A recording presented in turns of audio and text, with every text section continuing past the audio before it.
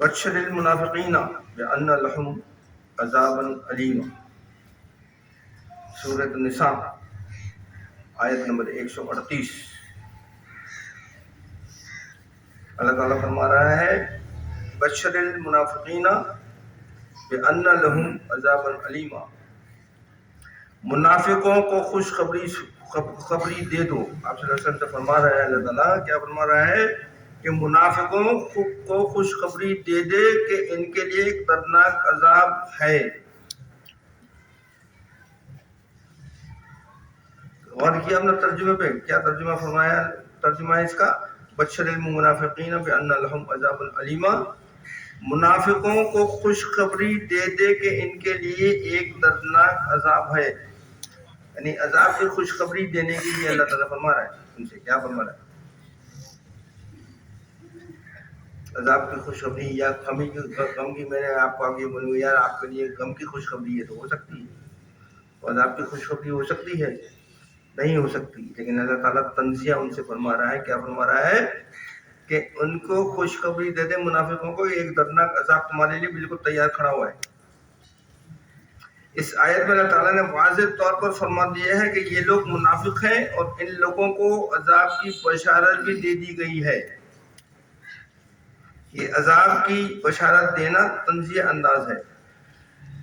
یہاں پر قبول حق کے دعوے داروں کو یہ حقیقت اچھی طرح سمجھ لینی چاہیے کہ جو لوگ دائرہ اسلام میں داخل ہوتے ہیں، اللہ تعالیٰ کو اپنا رب مانتے ہیں، ان کے لیے یہاں پھولوں کی سیج نہیں ہے۔ اس لیے جو شخص اس گروہ میں شامل ہونا چاہتا ہے اس سے چاہیے کہ یکسو ہو کر آئے، دل میں تحفظات کو رکھ کر نہ آئے،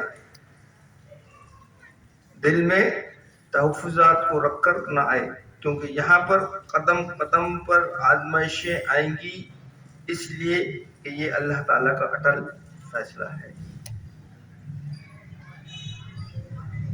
ایسی بات کیا فرمایا کہ منافقوں کو تو خیر خبر دے ہی دینے یہ کہ تمہارے لیے عذاب ہم نے تیار کر کے رکھا ہے، سمجھے نا؟ اس سے تو تمہاری جان چھوٹنے والی نہیں، کسی بھی حالت میں چاہے کچھ بھی ہو جائے۔ لیکن جو منافق نہیں ہے، مسلمان ہیں، جو آپ صلی اللہ علیہ وسلم کے پیروکار ہیں، ان کو بھی یہ اطلاع دی ہے، کیا ساتھ میں اطلاع دی ہے کہ تم اگر اسلام کے دائرے میں آنا چاہتے ہو تو اپنے آپ کو بالکل ذہنی طور پہ تیار کر کے آنا، کیونکہ یہاں پر قدم قدم پر آزمائش ہوگی، ہم تمہیں آزمائیں گے، ہر طریقے سے آزمائیں گے۔ اگر تم اس کے لیے تیار ہو تو پھر باقی تو پھر جو تم چاہو کر لو۔ ہر طرح کی آزمائش ہوگی، یہ کوئی پھولوں کی چیز نہیں کہ مسلمان ہونے کے بعد تم کو پھولوں کے بستر مل جائیں گے، جو چاہو کر لو، جیسا چاہو کر لو، جیسا کر لو، اس طرح نہیں ہے۔ مسلمان ہونے کے بعد کڑی آزمائش ہے، اس آزمائش پہ جب آپ پورے اتریں گے تو جنت ملے گی، وہ بھی ہم فیصلہ کریں گے۔ تمہارے آنے کے بعد جب ہمارے پاس تم آؤ گے نا تو ہم فیصلہ کریں گے کہ تم کو جنت دی جائے یا نہ دی جائے، کس درجے میں رکھا جائے جنت کے، درجے کے جنت کے ساتھ بنائی ہے نا، تو کس درجے میں رکھا جائے وہ سب ہم فیصلہ کریں گے، تمہارا فیصلہ نہیں چلے گا۔ یہ جو ہم روتے ہیں نا یہ اللہ تعالیٰ کو پسند نہیں ہے، لیکن ہم اسی ڈگر پہ چل پڑے نا، لوگوں کو دیکھ کر، دوسرے کو دیکھ کر ہم بھی اسی ڈگر پہ چل پڑے ہیں۔ یہ جو ہم روتے ہیں نا آج کل بہت گنگایا جا رہا ہے، کہیں بھی چلے جائیں، جس کے پاس جس محفل میں جا کے بیٹھے تھوڑی دیر بعد بولے گا مہنگائی بہت ہو گئی یار، ہے نا، مرغی بریانی کھا رہا ہے، مہنگائی بہت ہو گئی ہے۔ روزانہ رات کو جو ہے وہ فوڈ اسٹریٹ میں جا کے کھا رہا ہوگا 10 روپے کھانا، مہنگائی بہت ہو گئی ہے بھائی، اور پوری فیملی کو لے کے جا رہا ہو۔ تو یہ کیا ہے؟ یہ منافقت ہے۔ یہ کیا چیز ہے؟ یہ ہے منافقت۔ ایک طرف تو آپ اپنے آپ کو مسلمان بھی بول رہے ہو، اللہ تعالیٰ سے منافقت کر رہے ہو، اللہ تعالیٰ کے 500 لوہے قلم میں ہر چیز اس نے لکھ کے بھیج دی ہے ہمارے پاس، لوہے محفوظ جو ہے نا اس میں تمام چیزیں لکھ دی. اللہ تعالیٰ نے سب سے پہلے کس کو پیدا کیا؟ قلم کو. کس کو پیدا کیا؟ قلم کو. قلم سے بولا لکھ، اس نے تمام چیزیں لکھ دی. وہ لوہے محفوظ ہو کے رہ گئی. وہ تمام چیزیں ہمارے متعلق آپ کو اس دنیا میں جتنے لوگ اس کائنات میں آنے والے، دنیا میں آنے والے ہیں، ان سب کا کتا چتا پورے سے لکھا ہوا ہے. اسے پتا ہے کیا کیا کس کے ساتھ ہونے والا ہے، کیا کیا کرنے والا ہے، کہ کب یہ میرے سے مخالفت کر جانے والا ہے، کب میرے سے آنے والا ہے. اسے سب پتا ہے A to Z. ایسے سمجھے؟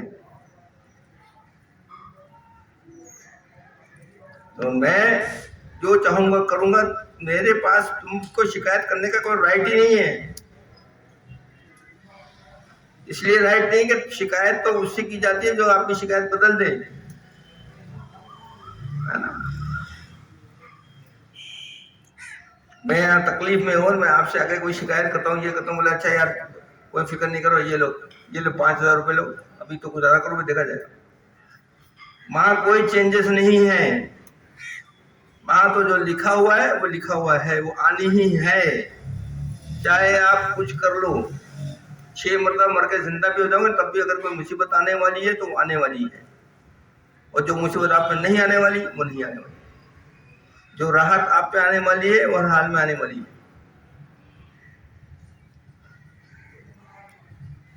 جیسا میں نے میرے خیال شاید 2 ہفتے پہلے بتایا تھا نا، آپ کو یاد ہوگا کہ وہ ایک نبی جو ہے انہوں نے شکایت کی تو انہوں نے اللہ میں نے کیا فرمایا ان سے؟ اللہ تعالیٰ نے ان کے اوپر وحی بھیجی کہ تمہارا کوئی رائٹ نہیں بنتا کہ مجھ سے شکایت کرو، آئندہ کرنا نہیں تو اسے شکایت، ورنہ تمہاری نبوت چھین لوں گا اور تمہیں جہنم میں ڈال دوں گا. تو اس کے شکایت نہیں ہے. یہ ہم شکایتیں کر رہے ہوتے ہیں، نہیں جو کر مہنگائی ہو گئی، یوں ہو گیا، میں تو پریشان ہو گیا، میں تو ایکسیڈنٹ ہو گیا، میں تو بار بار ایکسیڈنٹ ہو رہے ہیں، میں تو فلانا ہو گیا، میری تو ٹانگ ٹوٹ گئی، میں تو پریشان ہوں، میں تو روزی نہیں ہے. کرتے ہیں. تو یہی نہیں کرنا ہے. اس لیے کہ یہ کرنے کا مطلب ہے کہ آپ ہیں منافق.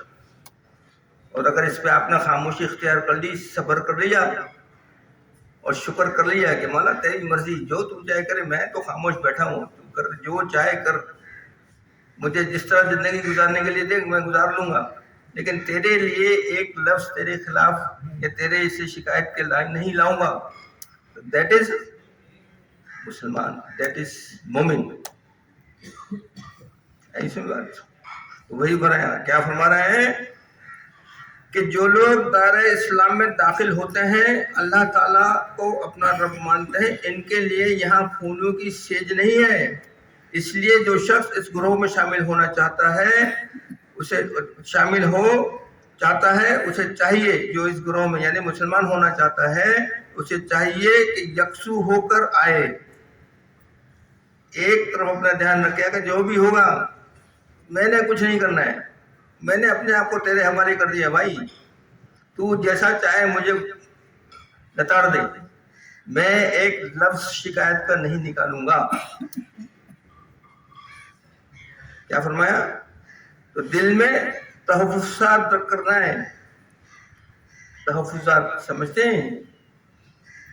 یہ سوچ کے مسلمان نہیں بننا ہے کہ میں مسلمان ہو جاؤں گا تو یوں بھی ہو جائے گا، تو یوں بھی ہو جائے گا، تو گاڑی بھی مل جائے گی، تو بنگلہ بھی ہو جائے گا، میں یہ کر لوں گا تو ہو جائے گا مسلمان.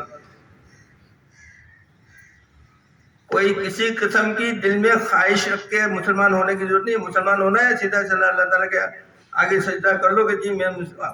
تیرے آگے سجدہ کرنے والا ہوں، کسی اور کی طرف پلٹ کے دیکھنے والا بھی نہیں ہوں. ایسی میں بات یہ.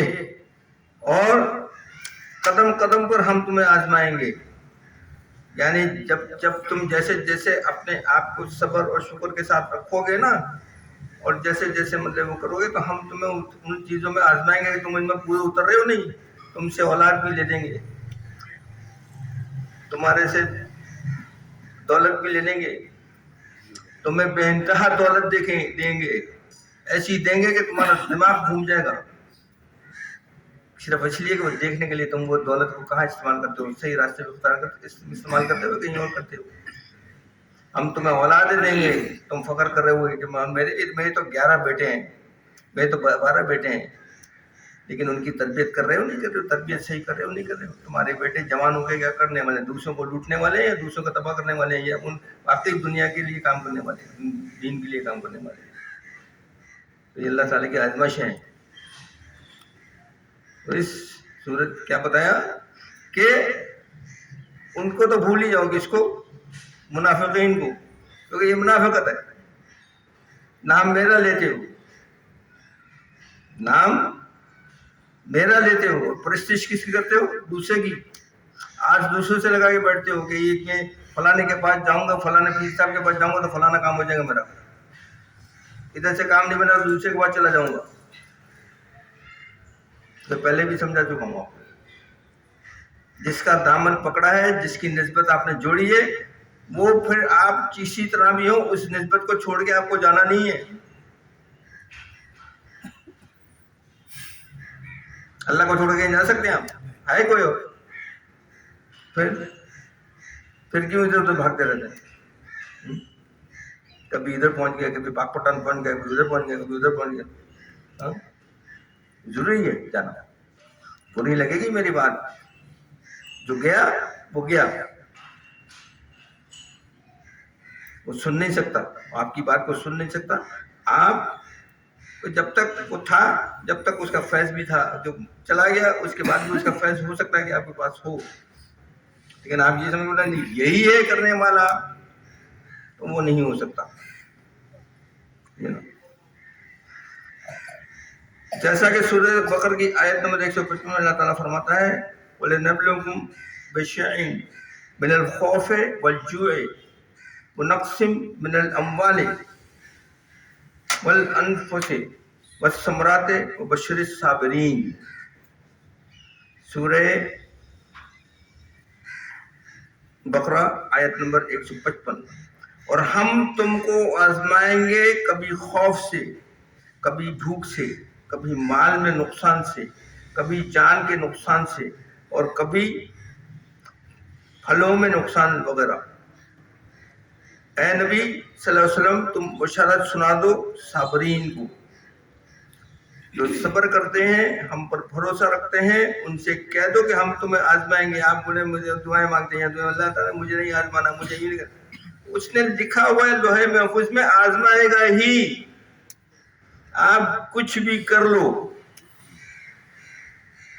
یہ اور بات ہے کہ آپ کسی بزرگ کے تھرو جاتے ہیں, کسی اولیاء اکرام کے ذریعے جاتے ہیں, اس کے پاس اسے دعا کرتے ہو, اللہ تعالیٰ اس نیک بندے کی وجہ سے آپ کی اس کی دعائیں قبول کر کے آپ کی اس پریشانی میں تخفیف کر سکتا ہے, کم کر سکتا ہے.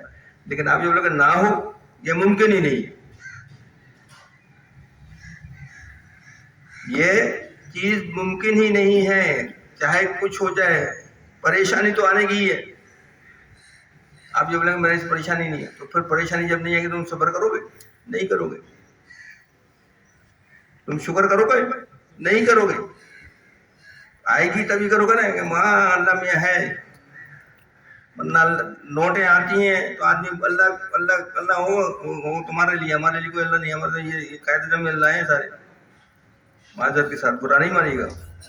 وہی فرما رہا ہے کہ ہم تمہیں ہر طرح سے آزمائیں گے, اور جو صابرین ہیں, جو صبر کرتے ہیں, جو شکر کرتے ہیں, ان کو یہ خوشخبری آپ صلی اللہ علیہ وسلم سنا دیں کہ ہم کو تم کو بھوک سے بھی آزمائیں گے, بھوکا بھی رکھیں گے.